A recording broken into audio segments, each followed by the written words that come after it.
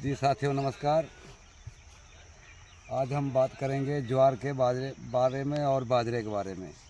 ये हमारे सरकार की बहुत अच्छी पहल है जो कि राशन कार्ड धारकों को पौष्टिकता से भरपूर अनाज ज्वार और बाजरा दे रही है। तो इसके बारे में भी हम पूरी जानकारी देंगे कि इससे आम जनता जो राशन कार्ड धारक हैं या जो किसान हैं, छोटे बड़े जो भी हैं, ये किसान भी बहुत ज़्यादा लाभान्वित होंगे, क्योंकि इसमें जो है ज़ीरो से बहुत बिल्कुल माइनर खर्चा होता है।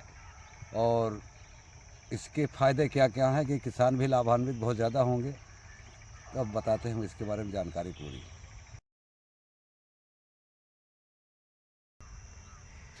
तो साथियों, ज्वार में कई पोषक तत्व पाए जाते हैं जिनमें विटामिन, मिनरल, प्रोटीन और फाइबर भी शामिल है। अच्छा, इसमें vitamin B complex, niacin, riboflavin और थियामिन ये सब पाए तो जाते हैं। इसमें प्रोटीन और फाइबर, मिनरल जैसे मैग्नीशियम, आयरन, तांबा, कैल्शियम, फास्फोरस और पोटेशियम ये सब पाए जाते हैं, तो जो कि शरीर के लिए बहुत ही महत्वपूर्ण है। और सरकार इसी अनाज को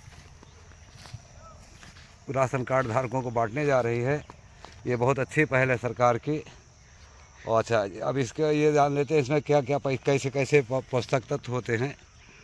तो जैसे 100 ग्राम ज्वार में मिलने वाले पोषक तत्व इस प्रकार से हैं। जैसे कैलोरी इसमें हो गई 339 ग्राम, कार्बोहाइड्रेट 74.3 ग्राम, फाइबर 6.3 ग्राम, प्रोटीन जो है 11.3 ग्राम और कुल वसा टोटल इसके अंदर 3.3 ग्राम होता है।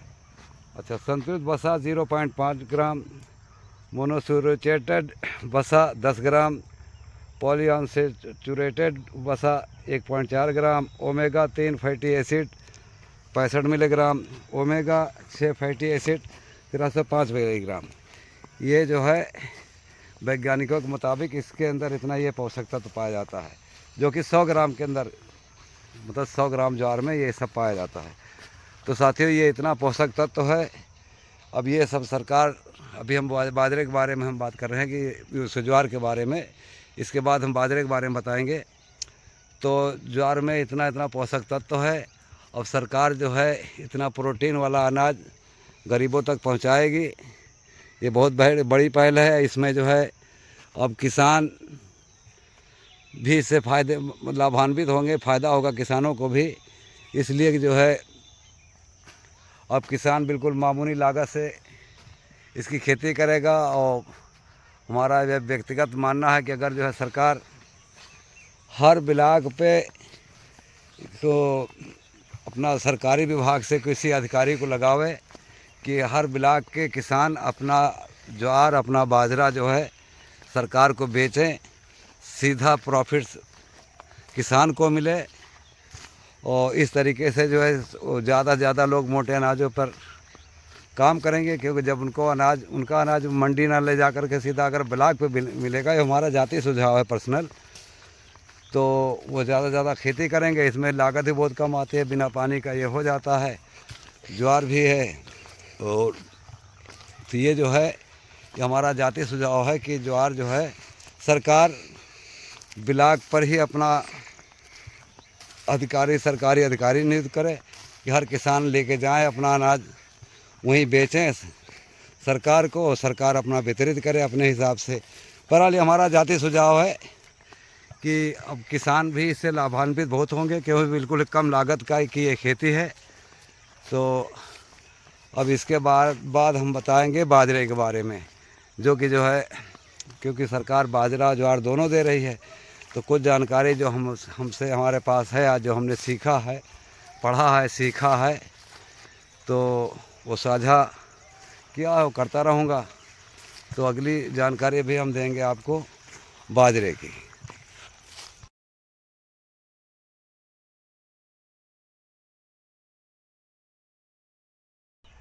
साथियों, अभी जो हमको जानकारी थी पढ़ाई से या वैज्ञानिकों के संपर्क से, तो अब बाजरे के बारे में हम आपको बताने जा रहे हैं कि बाजरे की पौष्टिकता क्या क्या है। बाजरा भी किसानों के लिए एक तरीके से बहुत अच्छा वरदान हो जाएगा। सरकार इसको बांट रही है, बांटने जा रही है राशन कार्ड धारकों को। तो जाहिर सी बात है कहीं न कहीं खेत नहीं पैदा होगा तो किसान इससे कितना लाभान्वित होंगे, ये भी हम बताएंगे आपको। और किस तरीके से किसान अपना अनाज सीधा सरकार को बेचे, ये भी जो हमारे समझ में आएगा वो हम बताएंगे। तो अभी ये जानकारी आपको देंगे हम बाजरे की खेती की।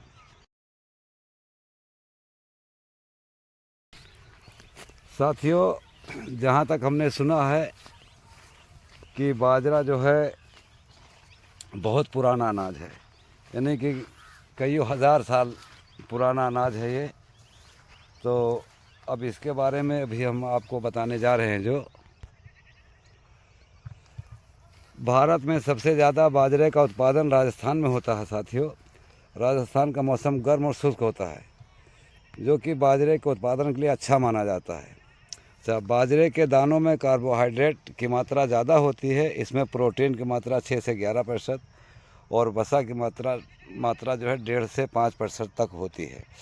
बाजरे को दो तरह से बांटा गया है, प्रमुख और लघु। ये वर्गीकरण उनके अनाज के आकार पर आधारित है। बाजरे को कम उर्वरता वाली मिट्टी में उगाया जा सकता है और बाजरे को टिकाऊ कृषि पद्धतियों से भी उगाया जा सकता है।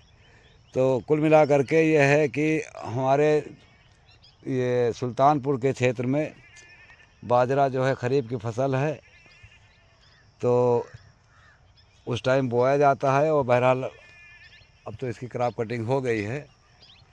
तो कुल मिला करके इसमें सिंचाई की ज़रूरत नहीं पड़ती, कोई यूरिया की ज़रूरत नहीं पड़ती है। बशर्ते खेत में ताकतवर होना चाहिए। हर आदमी जो भी किसान है, 1-2 जानवर उसके पास दूध वाले ज़रूर रखते हैं, उसी से उनका काम चल जाता है। तो अब सरकार जैसे दे रही है बाजरा ज्वार, तो अब किसान ज़्यादा से ज़्यादा बाजरे की खेती करेंगे, क्योंकि बिल्कुल ही माइनर एकदम ना के बराबर इसमें लागत लगता है। और उसके बाद में इसकी जो भी पैदाइश होगी, अगर किसान का अनाज बिकने लगेगा, भाई सरकार तो अनाज खरीद के ही देगी, वो चाहे जहाँ से खरीदे। तो अगर हर जगह के किसान अगर अपना उगाते रहेंगे और उनको बेचने की समस्या नहीं आएगी, तो किसान और आम जनता सारे को, भाई जनता, किसान भी जनता में ही है, लेकिन जो किसान खेती कर रहे हैं वो अगर बाजरे की और ज्वार की खेती करेंगे तो उनका आराम से सरकार ख़रीद भी लेगी और उनको कम लागत की खेती भी हो जाएगी। मोटे अनाज पे जैसे लोग बाग दूर होते गए हैं अभी पिछले दिनों में, अब मोटे अनाज पे लोग दौड़ रहे हैं। क्यों, हम खुद भी मल्टीग्रेन आटा बनाते हैं, तो हमको पता है कि इसका कितना पौष्टिकता क्या है। लोग बाग बहुत शौक से खा रहे हैं, इसको ख़रीद भी रहे हैं। तो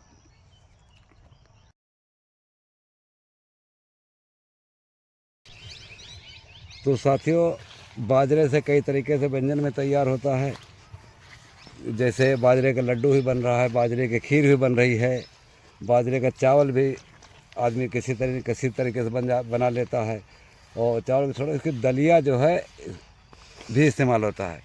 और आजकल दरअसल बाजरे की तासीर गर्म होती है, इसलिए सर्दियों में बाजरे का उपयोग ज़रूर करना चाहिए।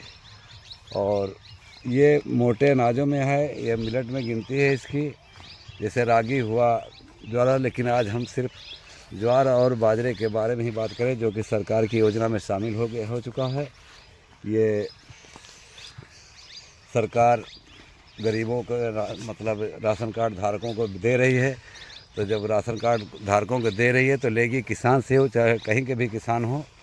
तो किसान का इसमें काफ़ी ज़्यादा फ़ायदा होगा कि अब किसान कम लागत वाली खेती करेंगे, जिसमें सिंचाई की मात्रा भी बहुत कम होती है और पैदाइश भी ठीक ठाक होगी। तो कुल मिला करके हमारा ये मानना है कि सरकार की योजना बहुत अच्छी है ये। इससे राशन कार्ड धारक जो फ़ायदा लेवे करेंगे, किसान भी बहुत अच्छा फ़ायदा ले सकता है, क्योंकि इसकी खेती करेगा, सरकार उसको परचेज़ करेगी। वो चाहे एफपीओ के माध्यम से परचेज़ करे, चाहे वैसे करे, ये सरकार का अपना मामला है, कैसे क्या करती है। कुल मिला करके अब किसान बहुत ज़्यादा उत्साहित हो रहे हैं। इसी पे ये वीडियो हमने बनाया है कि किसान बहुत खुश हैं जब से उन्होंने खबर चली है ये कि हाँ, सरकार जो है राशन कार्ड धारकों को पौष्टिक अनाज यानी ज्वार और बाजरा बांटने जा रही है। तो अब किसान भी सोच रहे हैं कि हाँ, हम कम लागत वाली खेती क्यों ना करें और इसके बेचने में कोई समस्या होगी नहीं। तो साथियों, ये छोटा सा वक्तव्य हमने जो दिया है आपको, तो ये आपको कैसा लगा, सरकार की योजनाएं कैसी लगी किसान भाइयों, वो हमको कमेंट में ज़रूर बताएं। और हमारे चैनल को लाइक करें, शेयर करें, सब्सक्राइब कर दें। और इसी के साथ ही मैं अपना वीडियो समाप्त करता हूँ।